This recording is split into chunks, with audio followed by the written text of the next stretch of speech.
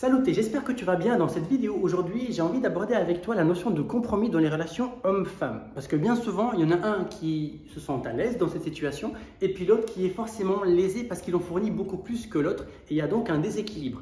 Et malheureusement, bien souvent, celle qui bénéficie de la mauvaise posture, c'est la femme. Donc, j'ai envie d'en parler avec toi dans cette vidéo, mais avant d'en arriver là, alors bienvenue déjà. J'imagine que si tu m'as rencontré sur cette vidéo, c'est qu'en amont, tu m'as vu sur Instagram à travers toutes les vidéos que je publie tous les jours.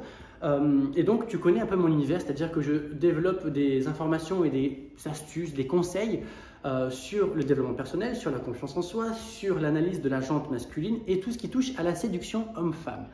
Si ce n'est pas le cas, c'est que tu viens de tomber dessus un peu par hasard, bah merci YouTube et bienvenue à toi. Maintenant que ces choses dites, on peut revenir à la thématique initiale, à savoir les compromis. Alors pourquoi est-ce que c'est essentiel de ne pas se sentir lésé dans une relation?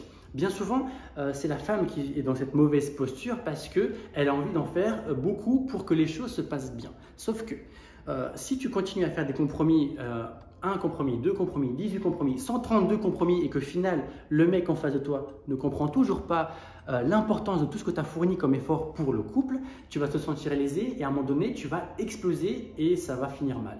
Pour éviter d'en arriver là, j'ai une solution clé en main pour désamorcer cette bombe et il s'agit en fait d'utiliser juste ce qu'on appelle la communication. Alors de manière imagée, je vais utiliser un truc super cool.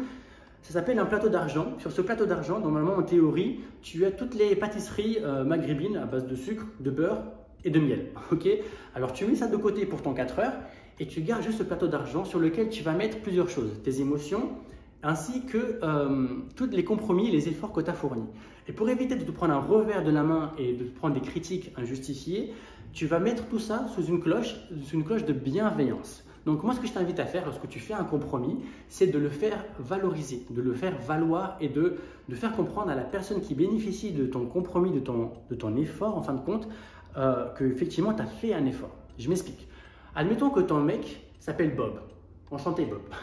Et ben Bob, lui, lorsque tu vas aller venir le voir et que tu as fourni un effort, admettons, la semaine dernière, tu as fourni quelque chose qui t'a demandé un effort, tu es sorti légèrement de ta zone de confort, et ben, tu vas revenir vers lui, tu vas lui expliquer qu'à ce moment-là, bien précis, tu as fourni un effort et que si tu l'as fait, c'est pour deux choses. Déjà parce que tu as des sentiments pour lui et que tu as senti que c'était vraiment nécessaire de le faire, sinon sans ça, ta relation commençait à battre de l'aile ou pire, on allait carrément tomber sur un truc où c'était une pente très glissante vers un échec de la relation. Mais que ça t'a coûté, mais tu l'as fait par bienveillance. Le fait de faire ça, eh ben enfin, tu vas avoir double bénéfice. Le premier bénéfice, attends, avant de te raconter les deux bénéfices, je vais faire une petite parenthèse avant de l'oublier parce que je pars dans tous les sens.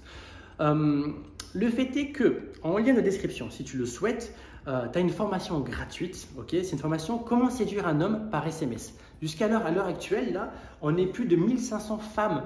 Vous êtes plus de 1500 femmes à avoir suivi cette formation et à m'avoir laissé pléthore de commentaires et d'avis positifs dessus, excuse-moi, et il s'avère qu'elle est gratuite. Donc, il te suffit de cliquer dessus, tu vas tomber sur mon site internet et tu auras un accès gratuit à vie à cette formation. Donc, je ne peux que t'inviter à y aller. Maintenant, si cette vidéo t'intéresse et qu'elle te plaît et que tu as envie d'en savoir davantage, moi, je t'invite à t'abonner à cette vidéo et à laisser un petit commentaire, un petit like. Ça m'aidera à aider d'autres femmes qui ont la même situation, les mêmes difficultés peut-être que toi. Bref, je reviens à mon histoire de compromis, de plateau, tout ça.